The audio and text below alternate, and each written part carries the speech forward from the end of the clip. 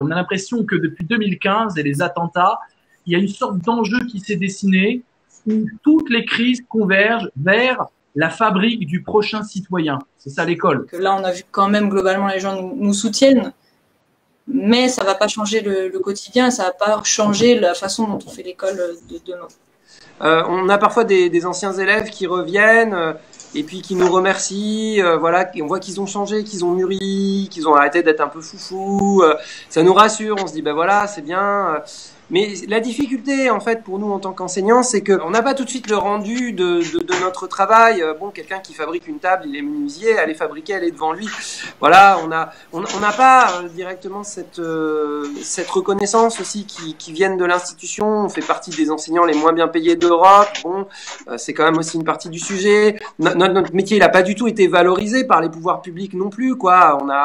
On a eu des ministres qui se sont succédés avec, ils avaient tous la réforme magique qui allait transformer l'éducation, et on a bien vu que tout ça c'était du vent. Donc en fait voilà. Et puis aussi je crois que dans les médias il n'y a pas souvent des débats où on donne la parole aux enseignants, c'est vrai. Enfin concrètement ça arrive pas très souvent, et voilà. Et en plus de ça, les décisions sont prises sans concertation avec le terrain. Je sais pas d'où elles viennent les décisions, souvent on trouve ça aberrant la plupart du temps, et le pire c'est qu'on n'est pas entendu, parce que on peut faire des grèves, tout ça, on peut faire remonter.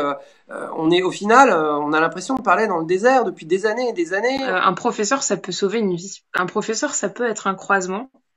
Un professeur, ça peut être quelqu'un qui nous passionne sur un sujet qu'on n'a pas eu l'occasion, qu'on n'a pas eu la chance de côtoyer dans son microcosme, on va dire, socioculturel. Je prends mon cas à moi, où j'ai fini en Hippocagne, alors que chez moi, il fallait voir le peu de bouquins qu'on avait, et c'est parce que j'ai eu des professeurs de littérature qui étaient géniaux. Le professeur n'a pas le droit à l'impuissance.